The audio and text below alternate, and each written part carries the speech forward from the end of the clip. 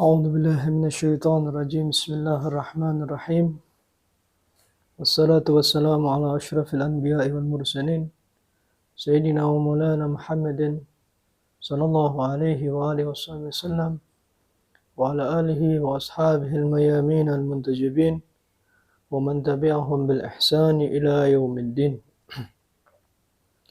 إخوان وأخوات رحمكم الله، نقول لكم جميعا السلام عليكم ورحمة الله وبركاته. Alhamdulillah Rabbil Alamin, kita kembali dipertemukan oleh Allah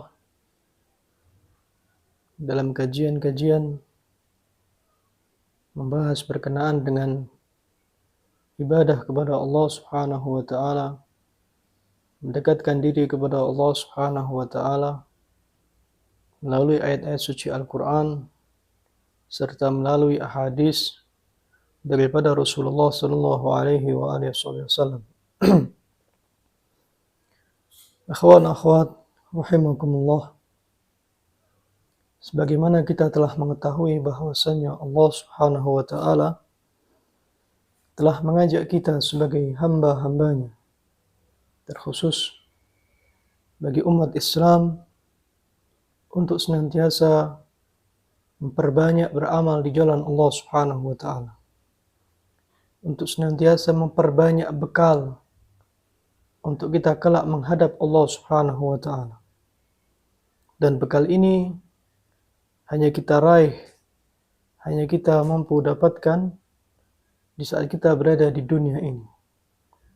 Sebagaimana dalam hadis dari Sayyidina Ali bin Abi Thalib, di mana beliau mengatakan, "Al-yawm amalun bila hisab, wal ghadan al-hisabu bila amal."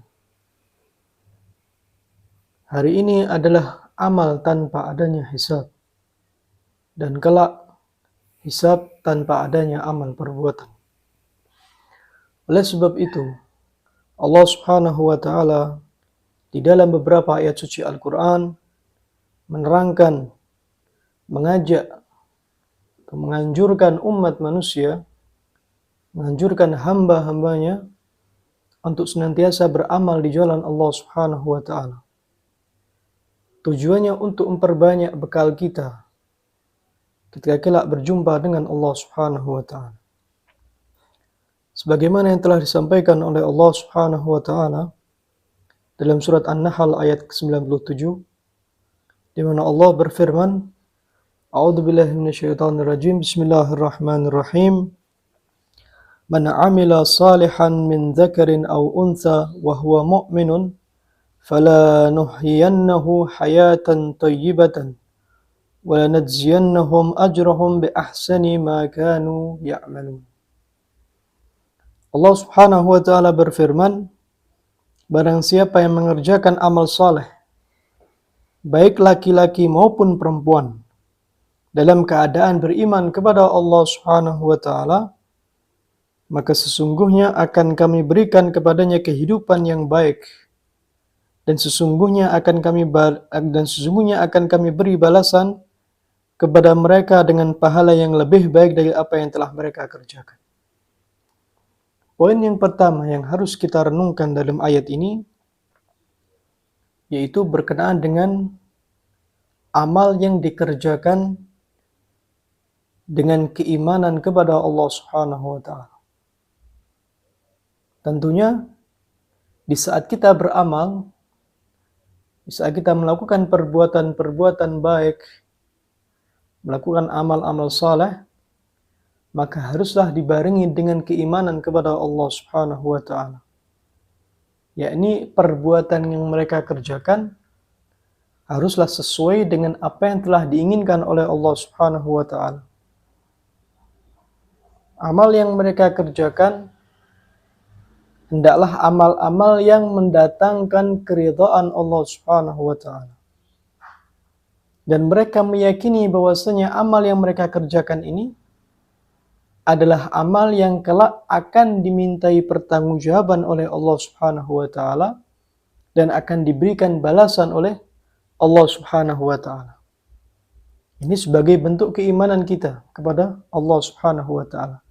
sebagai bentuk keyakinan kita kepada Allah Subhanahu wa Ta'ala.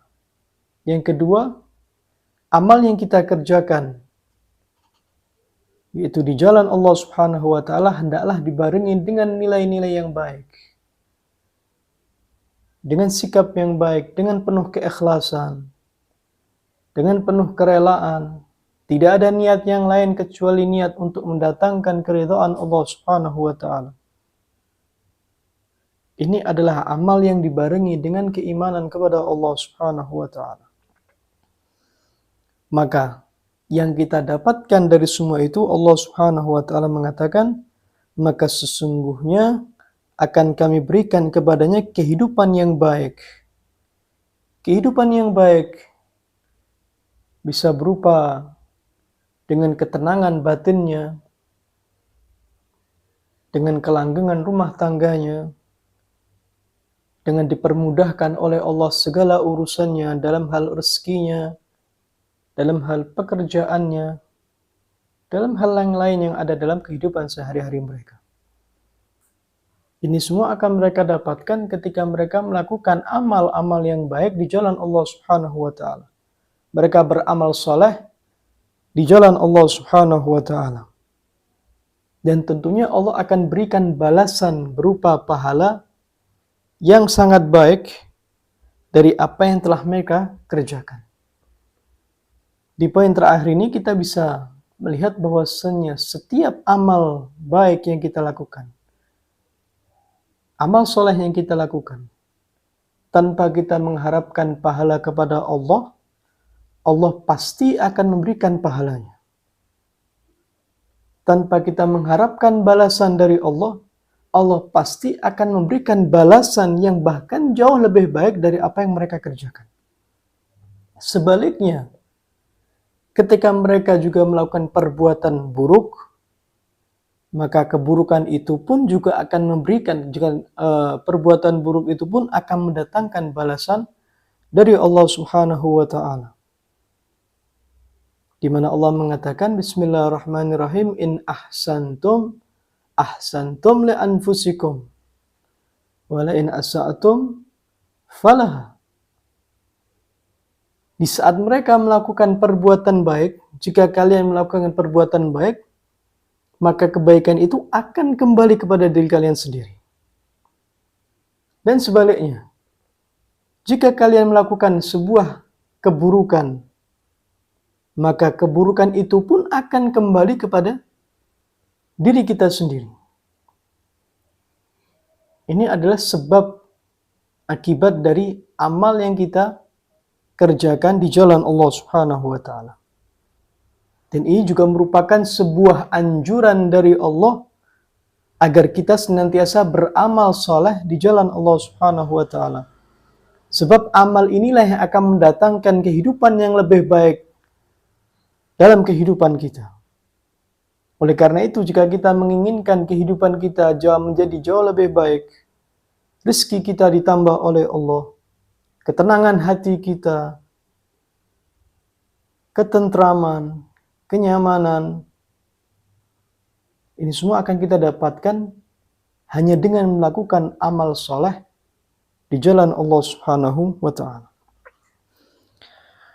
Di dalam hadis Rasulullah sallallahu alaihi wasallam, beliau mengatakan, yataba'ul mayyita thalatha, ahluhu wa maluhu wa amaluhu, fayarju ithnani wa yabqa wahid, yarju ahluhu wa maluhu wa yabqa amaluhu. Kata beliau sallallahu alaihi wasallam, 3 perkara yang akan mengiringi orang mati. Ada 3 perkara yang akan mengiringi orang yang wafat. Yang pertama adalah keluarganya. Kemudian yang kedua adalah hartanya. Dan yang ketiga adalah amalnya. Yang nomor 1 dan 2 ini akan meninggalkan kita. Yaitu keluarga kita, harta kita ini akan meninggalkan kita. Artinya tidak akan kita bawa. Namun yang akan mengiringi kita sampai ke dalam alam kubur adalah amal yang kita kerjakan di dunia ini. Amal perbuatan yang kita kerjakan di dunia ini. Akan tetapi bukan berarti harta yang kita miliki itu tidak bisa kita bawa sampai kita mati.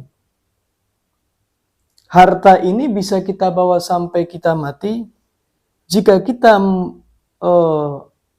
menjaga harta ini atau memanfaatkan harta ini di jalan Allah Subhanahu wa taala. Kita gunakan harta ini untuk membuat majlis-majlis zikrullah. Majlis-majlis untuk mengingat Rasulullah sallallahu alaihi wasallam. Rumah yang kita tempati kita gunakan untuk mendirikan majlis-majlis. Harta yang kita miliki kita keluarkan untuk bersedekah di jalan Allah Subhanahu wa taala.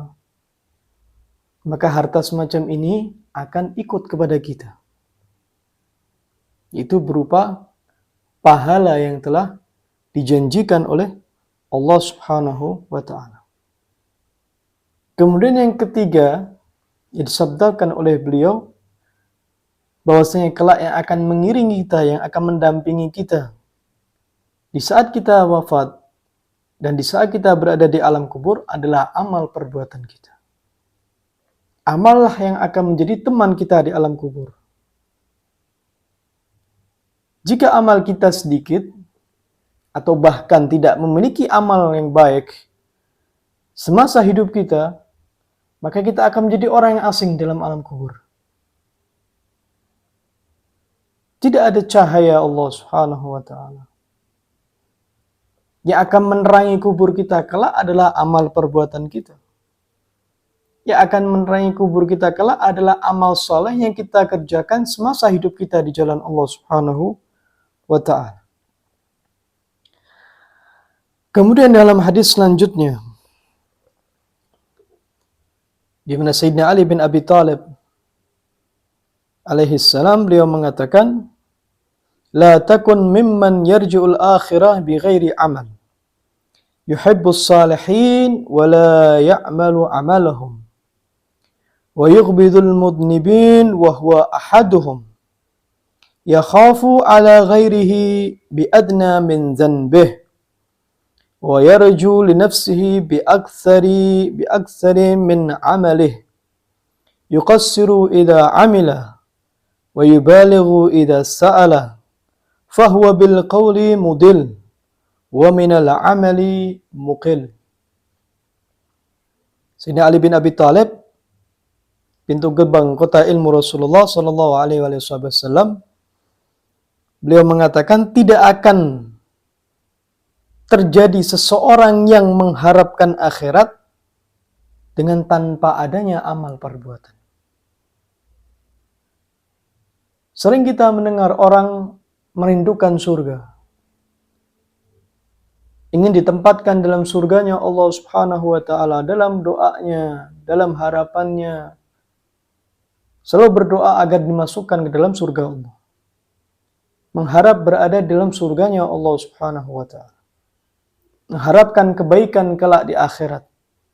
Akan tetapi semasa hidupnya, dalam kesehariannya, justru mereka tidak menunjukkan perbuatan-perbuatan yang akan mengarahkan mereka kepada harapan mereka. Yaitu akhirat yang baik, surganya Allah Subhanahu wa taala.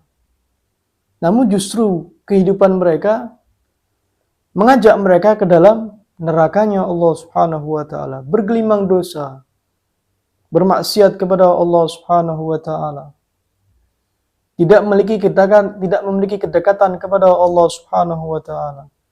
Tidak senantiasa berupaya untuk senantiasa menambah keimanannya, menambah nilai-nilai ketakwaannya kepada Allah Subhanahu wa taala. Maka hal ini mustahil bagi mereka yang mengharapkan kebaikan akhirat mereka. Kemudian yuhibbus salihina wa la ya'malu amaluhum. Ada orang-orang yang dekat dengan orang-orang saleh. Dekat dengan para ulama. cinta kepada orang-orang yang soleh, cinta dengan ulama, akan tetapi mereka tidak melakukan perbuatan yang telah dilakukan oleh para salihin. Tidak mencontoh perbuatan-perbuatan yang dilakukan oleh orang-orang soleh. Tidak mencontoh perbuatan-perbuatan yang dilakukan oleh para ulama. Kalau ditanya apakah engkau cinta, mereka mengatakan kami cinta kepada para orang soleh, cinta kepada ulama. Namun tidak mengikuti jejak mereka dalam ketaatan kepada Allah Subhanahu wa taala. Wa yubghidul mudnibina wa huwa ahaduhum. Mereka benci kepada orang yang melakukan dosa. Ketika melihat orang berbuat dosa, ia tidak suka. Bahkan sampai mencaci orang yang melakukan perbuatan dosa. Menghardik orang yang melakukan perbuatan dosa. Namun dalam kesehariannya, justru mereka adalah salah satu dari orang yang melakukan dosa itu. Mereka benci perbuatan dosa dan membenci pelaku yang berbuat dosa, tapi justru dirinya sendiri adalah pelaku dosa itu sendiri. Justru dialah pelaku kemaksiatan kepada Allah Subhanahu wa ta'ala. Yakhafu ala ghairihi bi'adna min dhanbihi. Kemudian selanjutnya, ketakutan kepada lainnya lebih rendah daripada dosa-dosanya. Takut dengan penguasa. Takut dengan orang-orang yang memiliki jabatan lebih tinggi. Takut dengan hal-hal yang bersifat dunia. Takut kehilangan hartanya, takut kehilangan jabatannya. Namun justru dia tidak takut akan dosa-dosa yang ia kerjakan. Ia tidak takut ancaman Allah, murka Allah bagi mereka yang telah melakukan dosa.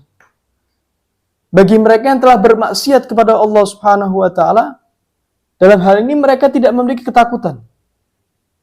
Kalaupun memiliki ketakutan, ketakutannya tidak seperti dengan ketakutannya ketika ia berhadapan dengan seorang penguasa. Tidak seperti dengan ketakutannya ketika kehilangan hartanya, kehilangan duniawinya, kehilangan jabatannya. Ketakutannya kepada Allah, ketakutannya kepada dosa-dosanya, itu jauh lebih rendah daripada ketakutan-ketakutannya pada hal-hal yang lain. Selain berkenaan dengan Allah Subhanahu wa ta'ala. Wa yarju li nafsihi bi aktsara min amalihi. Mengharapkan untuk dirinya lebih banyak daripada amalannya. Jadi dia hanya mengharapkan dirinya itu mendapatkan kebaikan, mendapatkan keberkahan dari Allah Subhanahu wa ta'ala. Mengharapkan rahmat Allah Subhanahu wa ta'ala senantiasa tercurah kepadanya. Namun justru amalannya lebih sedikit dari harapannya ini. Tidak berusaha untuk memperbanyak amal di jalan Allah Subhanahu wa ta'ala untuk mendapatkan kebaikan-kebaikan dari Allah Subhanahu wa ta'ala. Yukassiru idza amila wa yuballighu idza sa'ala. Dirinya tidak mampu jika beramal, namun berlebihan jika meminta. Ya, ini manusia. Disuruh beramal di jalan Allah, banyak alasan-alasan yang ia kemukakan sehingga tidak terjadinya amal perbuatan baik ini. Diperintahkan untuk senantiasa mendekatkan diri kepada Allah. Diperintahkan untuk senantiasa beramal soleh di jalan Allah Subhanahu wa ta'ala. Namun banyak alasan-alasan yang menghalangi amal perbuatan ini terlaksana. Akan tetapi ketika meminta kepada Allah Subhanahu wa ta'ala, begitu banyak permintaannya. Melimpahnya rezeki, kesehatan jasmani, surganya Allah, dimudahkan segala urusannya, diselesaikan permasalahannya.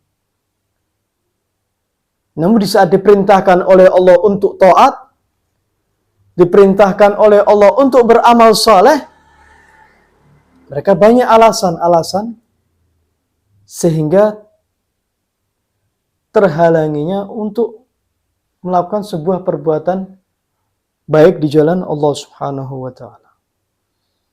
Fahuwa bil qawli mudillun wa minal amali muqillun. Maka dialah yang perkataannya dan amalannya sedikit.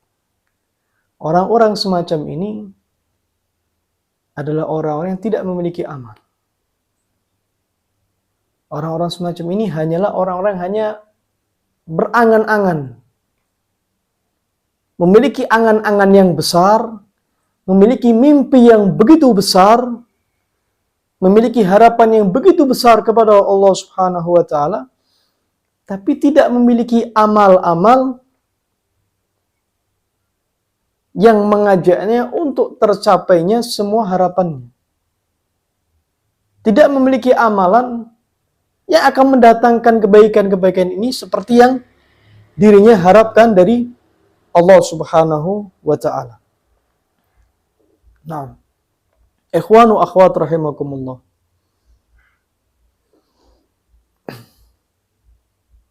Allah Subhanahu wa taala mengajak kita selaku hamba-hambanya untuk senantiasa beramal soleh, untuk senantiasa melakukan perbuatan-perbuatan baik di jalannya. Semua itu bertujuan untuk mengembalikan kepada hambanya. Semua ini akan kembali kepada diri kita sendiri. Kebaikan yang kita lakukan, amal perbuatan yang kita lakukan, entah itu perbuatan baik maupun perbuatan buruk, semua ini akan kembali kepada diri kita sendiri. Yang menentukan masa depan kita kelak di akhirat adalah bagaimana diri kita di masa hidup kita saat ini. Kalau kita ingin menentukan kehidupan akhirat kita, yaitu dengan kehidupan yang tenang, berada dalam surganya Allah Subhanahu wa taala, mendapatkan keridhaan Allah Subhanahu wa taala, maka kita harus memulai dari diri kita, mulai dari sekarang, mulai di saat kita berada di alam dunia ini, untuk senantiasa beramal baik, beramal soleh di jalan Allah Subhanahu wa taala. Namun jangan sampai kita mengharapkan kehidupan yang tenang, kehidupan yang nyaman, merindukan surganya Allah Subhanahu wa taala. Namun di saat di dalam kehidupan kita ini, kita tidak memiliki amalan-amalan yang akan menjadikan bekal kita kelak di saat kita berjumpa dengan Allah Subhanahu wa taala. Wa sallallahu ala sayyidina Muhammadin wa ala alihi wa ashabihi mayamin al-muntajibin. Walhamdulillahi rabbil alamin. Wassalamualaikum warahmatullahi wabarakatuh.